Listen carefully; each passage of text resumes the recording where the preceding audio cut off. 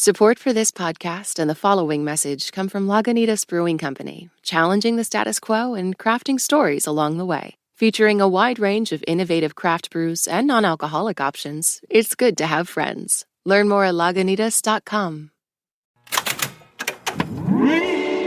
Hello, hello. I'm Brittany Luce, and you're listening to It's Been a Minute from NPR, a show about what's going on in culture and why it doesn't happen by accident.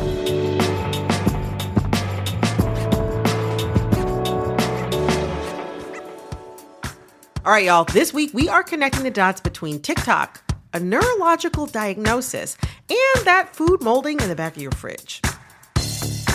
Don't think these things are connected? Well, Kelly, Manveer, and I are here to prove it to you. Kelly Maria Korducky is a culture journalist, and Manveer Singh is a professor of anthropology at UC Davis.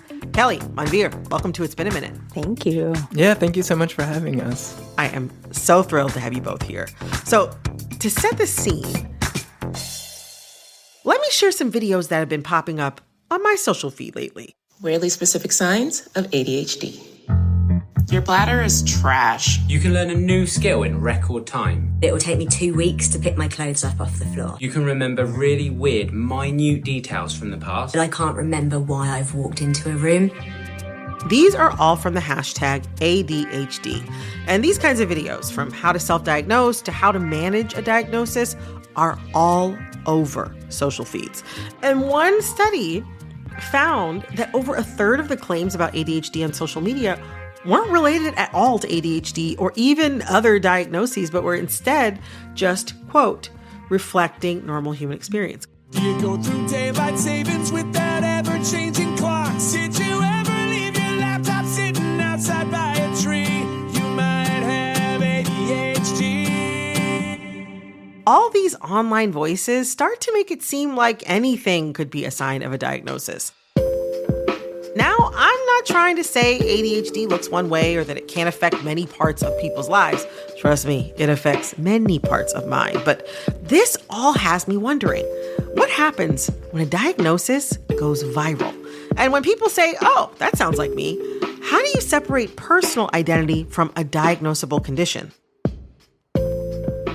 So, Kelly, Manveer, a lot to get into, but I want to first focus on adults. Adult ADHD diagnoses have soared in recent years. Count me in that number. Kelly, your reporting showed that there was over a 100% increase. What's going on here? Why the increase? I think it's a variety of factors. One is simply awareness, increased awareness of ADHD characteristics, symptoms during the pandemic in particular. Telemed was huge in the surge of prescription rates for ADHD medication, psychostimulant medications. These telemed providers came in just at the exact moment that many people were noticing that they couldn't focus on their stuff when they were stuck at home and freaking out. That correlation has also fueled the speculation over a potential rise in misdiagnoses. Yeah, well, I think one thing that I would add is that the rise that we see in adults, my understanding is one that you've also had a huge expansion of diagnosis in children. And I think across the spectrum is like a strong indication that there is kind of filling out the reservoir or people who have long lacked a diagnosis. So there's better diagnosis of women, better diagnosis of people of color. Mm-hmm. But at the same time, I think there are all of these interesting indications that in some directions that there is also like a potential pathologization of normal behavior or normal variation. And so one example that you find in children is that like young children are much more likely to be diagnosed with ADHD than older children in a class. That's a general trend that you find where like younger kids are not only seen to have ADHD more, but are medicated more often. Mm-hmm. I definitely hear what you're saying about like the possibility for kind of, this isn't an elegant term, but almost like a market correction for people who maybe previously should have been diagnosed and were not. Like you said, women, people of color, check. That definitely, I think, was a little bit a part of probably what happened with me. Like I had a teacher reach out to my mom about me having inattentive, actually not hyperactive, but like inattentive ADHD symptoms when I was like in kindergarten. We didn't come back around to that for about another 28 years, but it's all good. But what benefits do people see from getting a diagnosis? Well, I think that, the first and most important thing is it provides a sense of understanding for people who maybe have attributed their symptoms to, personal failing. Low moral character. Yeah, low moral character. Yeah. We really do tend to moralize these ADHD traits in particular as signs of laziness, as signs of arrogance, like you're too arrogant to try. That's a big one. And people internalize that. So in a way, getting told, like, actually, this is a neurodevelopmental disorder that's a real thing in your brain, I think is very reassuring. It also can potentially provide people with an infrastructure to learn to better deal with their symptoms. And it provides access or opens up access to care and medication potentially. I think a really important one is community. There are support groups through things like Reddit, through social media that I think can create a sense of belonging, can create an identity that turns what might be a neurodevelopmental difference into an opportunity for connection. And I think that can be big for a lot of people. Yeah, I mean, I've seen some of that play out for sure online, but also, I mean, ADHD content more broadly is super popular online. Like on TikTok, ADHD and related hashtags have garnered hundreds of millions of views. The Reddit thread r/ADHD grew from like 643,000 subscribers at the start of the pandemic to over 2 million today. Kelly, you wrote a piece in The Guardian about this, and I was really into your idea of separating the neurological disorder of ADHD from hashtag ADHD as a, quote, algorithmic content incentive and affirmation of experience. Why do we need to separate those two things? Well, I really think of ADHD as kind of two separate things. There's the experience of ADHD, there is the neurodevelopmental reality of ADHD. And then the social media commodified version of the label is imprecise. And I do think that it's important to separate those two because they're not exactly the same, right? Like one is sort of a talking point and the other is a science thing. Yeah. Like a lot of creators are making videos discussing their symptoms, and some of them are backed by science and others are not. There's a bigger list that clinicians use, but some of the recognized symptoms of ADHD include task avoidance, easy distraction, forgetfulness, and fidgeting. But I also saw, a bunch of TikToks about how people with ADHD have a hard time doing fridge management. Like that's its own symptom. What food is in your fridge, how long it's been in there, making sure your nice produce isn't going bad and the takeout leftovers aren't moldering in the back. And I'll say, that's not a problem for me. And I also know a lot of people who don't have ADHD who struggle with fridge management for whatever reason. And one study found that over a third of the claims about ADHD on social media weren't related at all to ADHD or even other diagnoses, but were instead just, quote, reflecting normal human experience. This study, to me, suggests perhaps people are over-pathologizing aspects of their own lives. But what I really don't understand is, what do they get out of this? Like, why do people want diagnosis? And what does it add to their identity? If I just look around at my table right now, on my computers, I have 1, 2, 3, 4, 5 open windows. I have my phone next to me. I have several books. I have checks. I have so much going on here. I don't consider myself to have ADHD, but I think it's very hard for me not to be inattentive and distracted. I think inattentiveness and some degree of distractedness, maybe less so hyperactivity, are just common elements of the human experience at the moment. And so there is also, I think, something very familiar in that kind of content. You can kind of resonate with just the difficulties that everyone has in everyday life. Now, I would say, though, that is, I think, distinct from the question of what are the benefits that come from naming oneself. I mean, I think it, can reduce these feelings of guilt or self-blame, but I think that also creates narratives about ourselves, creates stories about ourselves. People write about the self-fulfilling prophecy that comes from diagnostic labeling.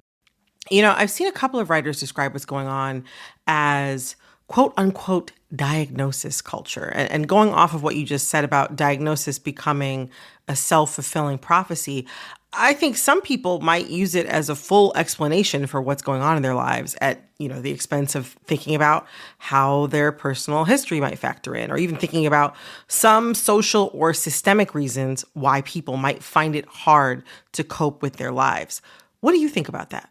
I mean, I think that has long been a critique of psychiatry more generally. To what extent does society create particular conditions that make it harder to function, or that induce depression or anxiety or inattentiveness, and then those become pathologized and medicated?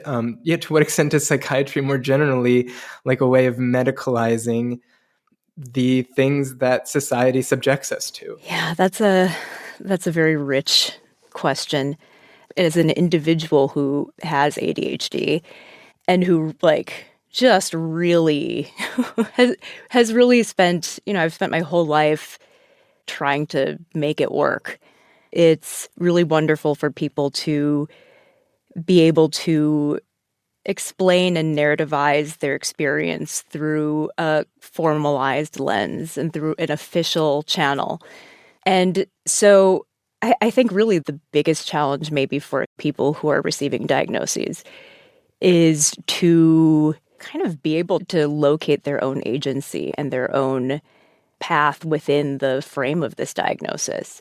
To understand that the diagnostic criteria are not predictors of their everyday experience, and to recognize that they have agency and also accountability for their own decisions and actions. Coming up, is the diagnostic system itself the problem? How do you design a diagnostic system that draws lines around people according to a checklist that is useful for them but does not end up harming other people, pathologizing other people, providing medication to other people that might get them addicted? Stick around. This message comes from NPR sponsor Amazon Prime Video, presenting Common Ground, a film about the power of agriculture to reshape the planet through sustainable farming. Featuring Jason Momoa, Laura Dern, Donald Glover, Rosario Dawson, and Ian Somerhalder, Common Ground profiles a movement of farmers using regenerative models of agriculture that could balance the climate, save people's health, and stabilize America's economy. Now streaming only on Prime. This message comes from Schwab. At Schwab, how you invest is your choice, not theirs. That's why when it comes to managing your wealth, Schwab gives you more choices. You can invest and trade on your own. Plus, get advice and more comprehensive wealth solutions to help meet your unique needs. With award-winning service, low costs, and transparent advice, you can manage your wealth your way at Schwab. Visit schwab.com to learn more. This message comes from Mint Mobile. If you're tired of spending hundreds on big wireless bills, bogus fees, and free perks, Mint Mobile might be right for you with plans starting from $15 a month. Shop plans today at mintmobile.com/switch. Upfront payment of $45 for 3-month 5GB plan required. New customer offer for first 3 months only. Then full price plan options available. Taxes and fees extra. See Mint Mobile for details. This message comes from REI Co-op. REI believes there are places within yourself you find only outside, where you can defy your fears, find your grit, and say, I did that. REI has the gear, clothing, classes, and advice to help get you there. Visit your local REI Co-op or rei.com. Some researchers say that even with this increase in diagnoses, ADHD is still underdiagnosed, specifically for people of color and women. And I think that can be true, but, there are also business incentives that go along with these cultural incentives to see ADHD in everyone. There is one telehealth company accused of and another whose executives have been criminally charged with distributing Adderall and other ADHD drugs to patients who didn't need them in order to allegedly boost bottom lines and keep patient retention. Also, it bears mentioning that a lot of these drugs are addictive. How do we balance getting people with ADHD the help they need with not allowing situations like this to arise? Well, the first step, and maybe the most obvious one, is just more widely available therapeutic care for a greater share of the population. And also, I would say that broadly speaking, there's a real over-reliance on pharmaceutical tools at the expense of behavioral tools, organizational tools, kind of a more like therapeutic toolkit. Yeah, I mean, it's interesting that you pose that question because I think that is the question of psychiatric labeling. How do you design a diagnostic system that like draws lines around people according to a checklist that is useful for them, but does not end up harming other people, pathologizing other people, providing medication to other people that might get them addicted? And I mean, it was Steve Hyman, the former director of the National Institute of Mental Health. He said something like, the current DSM, this diagnostic system that we have for labeling psychiatric disorders, is an absolute mess. It's because of issues like this. Right. For people who don't know, the DSM is the Diagnostic and Statistical Manual for Mental Disorders, which is the book that doctors use to diagnose people for all kinds of mental health issues and disorders. But speaking to the issues with it, even after getting diagnosed myself, I noticed so many discrepancies between how that process happened for me and how that process happened for other people I know who got diagnosed with ADHD. Like, I had to jump through way more hoops. That's kind of when I had an inkling, that maybe the diagnostic tools that we have are not perfect. Yeah, and I would say that, so I think there are two issues that we can point to. One is the one that you're talking about, where there isn't consistency in how each individual is evaluated.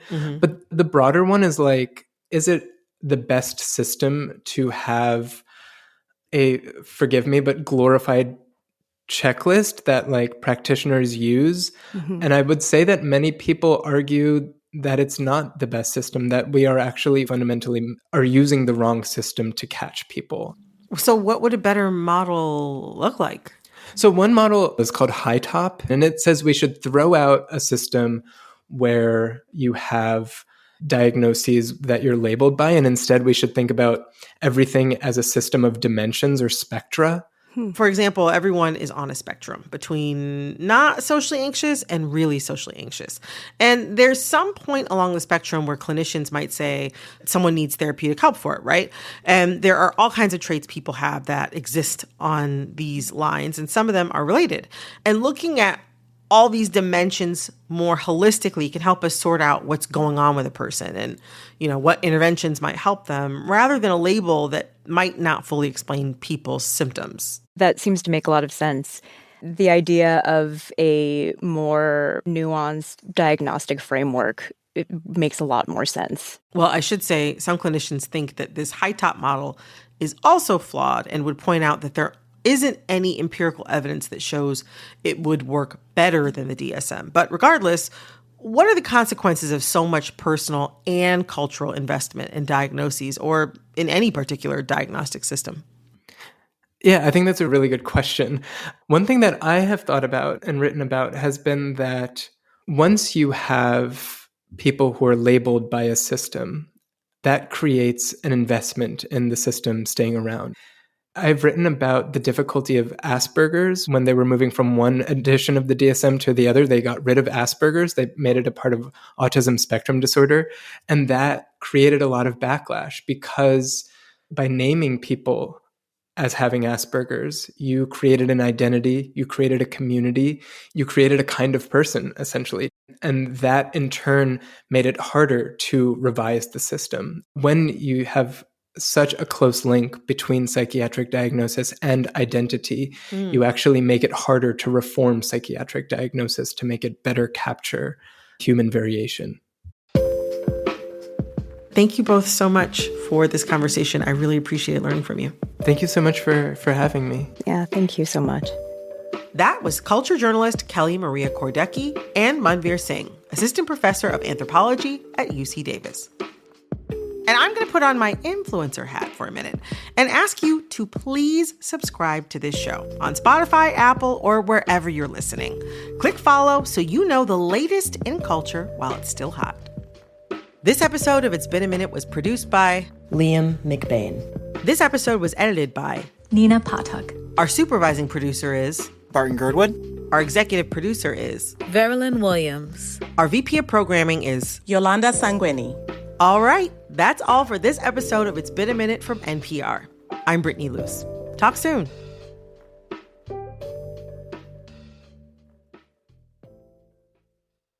This message comes from NPR sponsor Rosetta Stone, an expert in language learning for 30 years. Right now, NPR listeners can get Rosetta Stone's lifetime membership to 25 different languages for 50% off. Learn more at rosettastone.com/NPR.